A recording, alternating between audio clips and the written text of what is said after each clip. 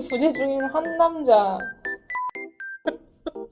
따르셨네요. 로제가 나르시시스트 같다. 한이는 쓰레기인데 둘 다 쓰레기잖아요. 진짜. 네, 안녕하세요. 여러분, 말복의 여름 인사를 드립니다. 오늘은 한여름부터 초가을까지 어울리는 고전소설 두 권을 준비를 했습니다. 하나는 이디스 워튼의 여름이고요. 하나는 프랑스와즈 사강의 브람스를 좋아하세요입니다. 브람스는 이전에 브이로그로 다뤘는데 이번에 교환독서 후기도 같이 말씀을 드리고자 골라봤고, 이디스 워튼의 여름과는 여주인공의 환경이나 성격이 정반대되다 보니까 같이 비교해보면서 읽으면 재미있을 것 같습니다. 그러면은 여름의 고전소설 두 권 바로 보러 가시죠. 여름은 시골에 사는 체리티라는 여성이 주인공입니다. 체리티는 18살이고 질풍노도의 시기를 겪고 있답니다. 이 돈을 벌어가지고 지긋지긋한 시골을 뜨려고 하는데 도서관에서 사서 일을 하지만 돈이 모이지가 않아요. 체리티에게는 나이 차가 엄청 많이 나는 변호사 후견인이 있어요. 산에 사는 어머니가 체리티를 후견인에게 맡겼기 때문입니다. 이 마을에서는 산에 사는 사람을 야만인이라고 부르고 무시하는데 돈도 없고 행색도 초라하기 때문이에요. 옷이 하나예요. 그래서 옷 하나 가지고 삽니다. 이 산에 있는 사람들이. 체리티의 엄마는 체리티라도 배부르고 등 따시라고 이 나이 많은 아저씨에게 체리티를 맡긴 거죠. 후견인 아저씨는 와이프가 죽고 체리티가 중딩내용도 되는 나이가 되었을 때 결혼을 하자고 합니다. 체리티는 극혐을 하지만 집에는 살아요. 왜냐면 갈 곳이 없어요. 그래서 이제 돈 벌 의지를 다지는 거죠. 그러다가 이제 잘생긴 또래의 한이라고 하는 남자를 만나요. 그래가지고 이제 체리티가 신이 난 거예요. 이 또래 남자. 맨날 집에서 나이 많은 아저씨만 보다가 잘생긴 젊은 남자를 보니까 얼마나 신이 나겠어요. 그래서 산속 판자촌 같은 데서 이제 둘이서 미래를 나눕니다. 근데 그 한이는 이 쓰레기인데 이 체리티 말고 더 조건 좋은 여자랑 약혼을 했어요. 그래서 이게 들키지 않고 이렇게 바람을 피우고 있었는데 체리티한테 들킨 거죠, 이제. 근데 와중에 이제 애가 생겨요. 내용이 네이트판 같죠? 댓글 막 1000개 넘게 달릴 것 같아. 근데 이 한이의 애가 생겨가지고 홀몸으로 병원도 가고 남편은 없는데 애가 있으니까 또 무시도 당해요. 근데 그렇다고 한이한테 애가 생겼으니까 책임져라고 말하지도 않습니다. 오히려 네가 옳은 일을 하길 바란다고 하며 약혼자에게 가라는 편지를 또 쓰죠. 이게 생불인가 싶기도 한데 현실을 너무 빨리 깨달은 것 같아요. 그래서 제 생각에 한이를 손절한 트리거는 이 후견의 아저씨가 이제 판자촌에 오거든요. 판잣집에 와가지고 이제 한이한테 너 체리티랑 결혼할 거야? 이렇게 물어보니까 이 한이가 우물거렸어요. 근데 그게 제일 컸다고 생각을 합니다. 되게 찌질하죠? 한이가 이렇게 찌질한 놈입니다. 제가 본 고전소설 남자애들 중에서 좀 많이 찌질한 애 중에 하나인 것 같아요. 원래 다들 찌질하긴 하지만. 그래서 스포인데, 스포예요. 결국 아저씨랑 결혼을 합니다. 이 체리티는. 스럽죠? 근데 스토리만 들으면은 이제 그렇긴 한데 이해는 가요. 경제적 능력도 없고 뭐 이제 집에서 도망가서 아기를 본인이 태어난 산에서 기르려고 하는데 산을 이제 반나절 정도 체험하고 와가지고 여기는 아니다. 나는 나이 많은 남자에게 시집가야겠다라는 명확한 결론이 나온 거죠. 제일 기억에 이제 남는 게 체리티의 엄마가 죽어서 이제 산에 가요. 신부님과 함께 엄마 보러. 근데 엄마의 마지막이 너무 가여운 겁니다. 그래서 산에 이제 임신한 상태로 올라가는 것도 개고생이었는데 내려와서 커피랑 빵을 이제 먹어요. 쫄쫄 굶다가 이제 내려와가지고 먹는데 몸이 확 풀린다는 그 문장이 있거든요. 등따심과 배부름의 행복을 여기서 느껴버린 거죠. 그래가지고 현실의 높은 벽을 인정하고 후견인인 아저씨와 결혼했지만 근데 이상하게 좌절감보다는 성장이라는 단어가 더 어울리는 책이었어요. 왜냐면 체리티는 자기가 하고 싶은 대로 잘생긴 남자랑 여러 밤을 보내고 그리고 또 신나게 사랑하면서도 자신을 더 이상 사랑하지 않는 이 남자를 확실히 끊어내거든요. 이게 되게 대단한 것 같아요. 애가 뱃속에 있는데 이 남자가 나를 더 이상 사랑하지 않는다는 걸로 놓아준 게 이제 제일 큰 거였거든요. 근데 보통 저런 상황이면은 이제 여자가 절절매게 돼 있는데 소설이라 그런가? 너무 대단한 것 같습니다. 남자를 끌어낸 체리티와는 다른 여성이 여기 있습니다. 브람스를 좋아하세요의 폴이죠.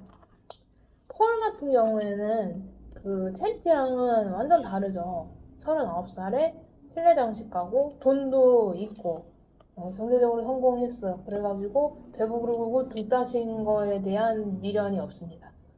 네. 혼자서 잘 먹고 잘 살 수 있어요. 충분히. 그런데도 불구하고 남자한테 쩔쩔매요.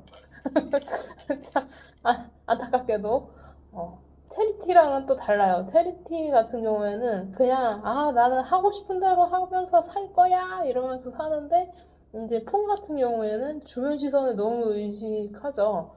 나 나이도 많은데 젊은 남자랑 놀아도 될까? 막 이러면서 생각하기도 하고 그리고 이제 그 나랑 나이가 조금 맞는 40세의 로제 바람둥이 나를 별로 사랑하지도 않지만 등간에 남자는 있어야 될 것 같아 라고 생각하는 이 폴의 그 어, 인생 이게 너무 체리티랑 너무 비교되는 거예요. 이 책을 이제 제가 교환 독서로 했는데 언제 시작을 했냐면 언제 시작했지? 3월 16일에 시작을 했거든요. 그래서 이 책이 4개월 만에 돌아왔어요. 그래서 교환 독서의 후기를 일단 얘기를 드리자면은 저희가 5명에서 진행을 했거든요. 한 명 이제 탈출을 했어요. 탈출을. 그리고 나머지 4명에서 했습니다. 근데 이게 여러분 직장인이고 또 뭐 학생이 아니고 다 바쁜 사람들이라면은 기간을 오래 가지십시오. 기간을 오래 가지시고 어, 제가 이거를 선택한 이유는 얇잖아요. 얇아서 금방 끝낼 거라고 생각했는데 그렇지 않습니다. 사람마다 다 타임라인이 다릅니다. 그래서 그 부분을 좀 유의를 해주셔야 하고 그리고 저는 이 책을 읽고 책이 재밌어지길 바란 거지 이 책을 읽고 압박을 느끼면서 읽어야 되는데 이런 분위기를 원하진 않았어요. 하지만 느꼈다고 하셔가지고 약간 좀 아쉬운 지점이긴 하나 그치만 또 재밌었다고 해가지고 또 즐겁긴 했답니다. 어쨌든 고전소설이라고 하는 특성상 조금 힘들긴 한가 봐요. 네. 교환독서 자체가 힘들다. 라는 말씀을 전달을 드리면서 그리고 질문을 되게 여러 가지를 했거든요. 그래서 질문이랑 뭘 적어놨는지 한번 보도록 하겠습니다. 이거는 제가 사전에 내가 이거 찍을 거야 이렇게 얘기를 했는데 다들 그래 찍어 뭐 이렇게 얘기를 해서 감사합니다. 네. 시몬과 로제가 나르시시스트 같다. 저는 그냥 재수없다는 생각은 해봤는데 나르시시스트일 수도 있겠다라는 생각을 해봤습니다. 둘 다 별로 배려는 없어요. 시몬 같은 경우에는 사랑해 주십시오. 14살 차이 나지만 내가 언젠가는 뭐 나이든 당신을 버릴지 어떨지 내가 알 수는 없으나 어쨌든 간에 나는 지금 내 감정에 충실하고 싶으니까 나랑 연애를 해주세요. 이런 느낌이고 로제 같은 경우에는 뭐 너를 좋아하기는 하는데 좋아하는지 어쩐지 잘 모르겠어. 그냥 가끔 너네 집에 가서 조금 자고 그 다음에 다른 여자랑도 또 놀고 하지만 너가 1순위야 뭐 이런 느낌이잖아요. 둘 다 쓰레기잖아요. 진짜 둘 다 쓰레기. 시몽도 생각해보면 약간 좀 생각이 없는 것 같아요. 시몽이 여자들에 대해서 얘기를 해요. 근데 다만 너무 어린 여자들은 싫어요 라고 시몽이 말했거든요. 그래서 14살 연상은 괜찮은 거야? 라고 제가 써놨는데 그 밑에 이제 친구가 100살까지 누나 그 다음부터는 큰 누나라고 써줬네요. 그쵸? 100살까지도 누나죠. 네. 포를 사랑하니까 사랑하는 포를 떠올리면서 이제 생각하는 문장이 있거든요. 그는 그녀의 이름조차 알고 있지 못했다. 파리에 있는 그 누군가에 대해 그가 아는 바는 아무것도 없었지만 그런 사람이 있다는 것만으로도 이미 멋진 일이었다. 네. 그 누군가에 대해 그는 며칠 동안 마음 가는 대로 상상할 수 있으리라. 이게 바로 사랑에 빠진 사람의 그 생각이 아닐까요? 그냥 사람을 사랑하게 되면은 그 사람만 생각해도 되게 행복하잖아요. 그래서 여기에 이제 댓글이 뭐라고 달려있냐? 양천양교 버스남이라고 달려있습니다. 양천양교 버스남 도대체 무슨 소리일까? 이게 이제 그 출퇴근하다가 양천양교에서 엄청나게 잘생긴 남자분을 발견을 했다는 거예요. 그래서 가끔 출근길에 걸치면 너무 행복했다 라는 얘기를 하더라고요. 저도 진짜 궁금했거든요. 근데 아직도 본 적이 없습니다. 전설의 포켓몬 같이 생각이 드는데 하얀 셔츠에 정장 차림을 하고 계시대요. 그리고 어느 회사에 근무하는지 잘 모르겠지만 어쨌든 그런 게 또 출근길의 재미 아니겠습니까? 잘생긴 시몽이 여친이 없는 이유는 43페이지에 제가 물어봤거든요. 이랬더니 본인의 어린 자아를 숨기기 위해 성숙한 여성만을 원해서 미국에서 온 특유의 글로 배운 프랑스 감성이라고 써줬습니다. 진짜 너무 정확해가지고 무서워 죽겠어요. 이렇게 티적인 분석. 이분이 티거든요. 그래서 정말 티적으로 썼다. 네. 그리고 앞에 내용처럼 자신의 잘생긴 미모만 보고 빠지는 여자를 모조리 걸러내서 위장 여사친이 다 걸러진 게 아닐까라는 F친구의 답변이 있습니다. 자, 여러분은 어느 쪽인가요? 어린 자아를 숨기기 위해서 연상을 원하는 걸까요? 아니면은 그냥 내 얼굴 말고 내 마음을 봐줬으면 좋겠어. 둘 중에 뭘까요? 늘 부재 중인 한 남자. 라고 여기다가 따라주셨네요. 너무, 네, 그럴 수 있죠. 네, 그럴 수 있어요. 시몽도 약간 회피성이 있었나 봐요. 사귀던 여자들에게 그토록 빨리 실증을 내고 그들의 속내 이야기나 비밀, 그리고 어떻게 해서든 자신에게 보호자 역할을 맡기려는 그들의 시도에 겁을 내던 시몽. 네, 주랭랑을 치는데 그토록 익숙했던 시몽이 상황에 적절히 대처하고 기다리고 싶어 하다니. 그래서 제가 이제 여기다가 써놓은 거죠. 이런 회피형 시몽도 바뀌잖아. 그래서 회피형인 남자도 여성에 따라서는 바뀔 수 있다고 보나요? 라고 이제 질문했는데 바뀌죠. 덜 사랑해서 본인보다 사랑하지 못해서 바뀌기 힘든 거지. 라는 의견이 있었고 그리고 진짜 어려운 일이지만 바뀔 수 있는 것 같다. 그런데 100% 바뀌는 건 안 되는 것 같다. 라고 하죠. 근데 진짜 신기한 게 사랑은 정말 사람을 바꾸는 것 같아요. 나는 이런 사람이야. 라고 완전하게 못을 박아놓고 그러니까 나를 여기서 건들지 마. 나는 바뀌지 않을 거니까. 라고 하는 건 사실 진짜 사랑은 아닌 것 같아요. 제가 생각했을 때는. 그냥 자아가 큰데 그 큰 자아를 내가 무너뜨리지 못한 것뿐. 네. 저도 되게 자아가 크거든요. 근데 저도 좋아하는 사람한테는 좀 맞춰주는 경향이 없잖아. 있는 것 같습니다.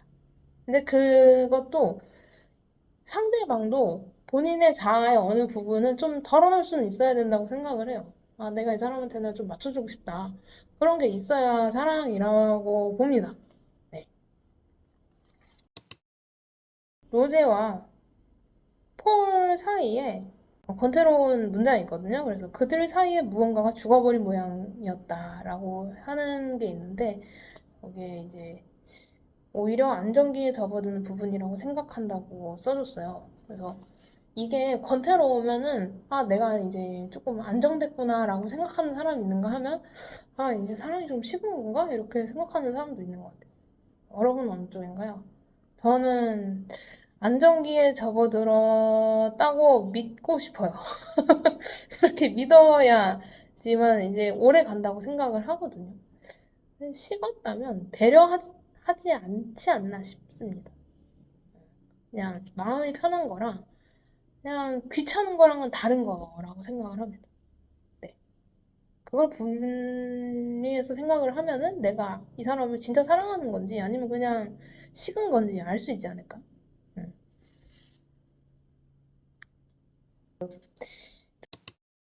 좀 심하게 괴로워하는 부분이 있어요. 내가 무슨 짓을 해도 소용없다는 것. 언젠가 당신이 나를 쫓아내리라는 것을 내가 처음부터 알고 있었다는 것 뿐이야. 그런데도 몸을 웅크린 채 때로는 희망을 품은 채 기다리고 있었다는 것 뿐이라고. 그게 가장 견디기 어려워 때로는 희망을 품게 되는 게 말이야. 라는 거에 이제 좋아하는 사람이 이렇게 행동한다면 어떻게 행동할 거냐고 물어봤었거든요. 네, 저는 이제 끝까지 이어 나가려다가 네, 나가리 됐다. 됐을 거다. 라고 적어놨는데 어떤 친구는 이제 사람에 따라 다르겠지만 시몽이면 그냥 그의 미모만 취하겠다. 라는 내용이 있고 그리고 또 한 친구는 노력하다가 갱생 실패하면 그 뒤로는 정이 떨어질 것 같다. 라는 네, 말을 써줬네요. 참 슬프죠. 이 사랑하는 사람이 나를 사랑하지 않는데도 그 마음을 포기할 수 없다는 게 되게 슬픈 내용인 것 같아요. 일단 시도까지는 해볼 것 같습니다. 그냥 해봤는데 별로구나 나 안 좋아하네 이렇게 생각이 들면 그때는 그냥 깔끔하게 안녕하면 되는 거니까. 근데 그 안녕이 잘 안 되니까 문제가 있는 거잖아요. 그러니까 정이 떨어질 때까지 한번 해보자 그러면 네, 저는 그런 타입이긴 합니다. 사람들마다 좀 적어줬으면 했는데 한 번만 적어주시긴 했어요. 제가 너무 숙제처럼 내줬나? 이런 생각도 들어요. 그래가지고 어, 시몬의 외모만 닮은 사람 그리고 순수한 날것의 감정을 느끼고 싶어요. 라고 써줬습니다. 아, 너무 멋있는 리뷰예요. 음. 순수한 날것의 감정을 느끼고 싶다. 사랑도 그렇게 해야 의미가 있는 것 같아요. 그죠? 그래서 이렇게 여름과 브람스를 좋아하세요. 이렇게 두 개를 해봤어요. 브람스는 무려 지금 제 영상에 3번이나 등장을 한 책이거든요. 체리티랑 폴 중에 어디에 더 가깝냐라고 하면은 저는 폴이 더 가깝기는 해요. 그렇게 뭐 체리티를 옹호하고 체리티 멋있다 뭐 이렇게 얘기를 하지만 저의 마음속에는 폴이 조금 더 크게 자리를 잡고 있는 것 같기는 합니다. 이게 참 그렇죠. 그러면서 왜 여성이 경제권이 있어야 된다. 경제권이 있는 여성이 조금 더 독립적일 거라고 생각들을 많이 하잖아요. 근데 이 책만 봤을 때는 별 그래 보이지는 않는 것 같아요. 폴이 돈도 많잖아요. 그리고 자기 커리어도 잘 쌓아 나갔고, 사회적으로도 인정받고 있고, 그럼에도 불구하고 이제 남자를 잘못 만나가지고 이렇게 고통을 받고 있잖아요. 그런 거를 생각을 하면은 그냥 진짜 개인적인 생각인데 결혼을 하든 안 하든 연애를 하든 안 하든 그냥 인생에서 사람과 1대1의 관계를 맺고 계속 그걸 유지한다는 것 자체가 굉장히 피곤하고 피곤하다 이런 얘기 하면 안 되는데 어쨌든 조금 굉장히 품이 많이 들고 힘든 일이다라는 생각이 들었습니다. 그리고 어느 영상에서 봤는데 이 관계가 오래 지속이 되려면은 서로의 이익이 있어야 된다는 거예요. 그러니까 어떤 이득이 없는 관계에서는 한 명은 계속 손해를 보면서 살아나갈 수밖에 없잖아요. 근데 거기서 조금 더 노력하지 않게 되는 것 같기도 합니다. 되게 낭만적으로 이 소설들을 저는 항상 쳐다보거든요. 고전소설, 그리고 연애 이런 걸 되게 낭만적으로 쳐다보는데 그럼에도 불구하고 그냥 어쩔 수가 없구나. 사람이 사람이랑 이렇게 인연이 맺어가지고 오래 가려면은 그의 이익이 뭔지를 정확하게 파악을 해야 되는구나. 라는 생각이 듭니다. 정말 슬프게도 그래요. 여름을 꼭 읽어보셨으면 좋겠습니다. 질풍노도의 여성의 스토리를 알 수 있는 뭐 약간 좀 제가 읽었던 고전소설 중에 제일 좀 특이한 여성 지맘대로 하고 싶은 하나만 얘기하자면 나를 사랑하지 않는 사람과는 연애하지 마세요. 마음고생을 하지 마십시오. 빨리 그 사람을 휴지통에 버리고 빨리 버려내고 다른 나를 더 좋아하고 나를 아껴주는 사람과 연애를 하는 게 좋습니다. 한이가 다른 여자 옆에 있는 걸 보고 이 새끼가 이런 생각이 약간 들었다가 또 아니야 나를 더 사랑할 거야 이렇게 생각했다가 어느 순간 딱 알잖아요. 얘가 더 이상 나를 사랑하지 않네?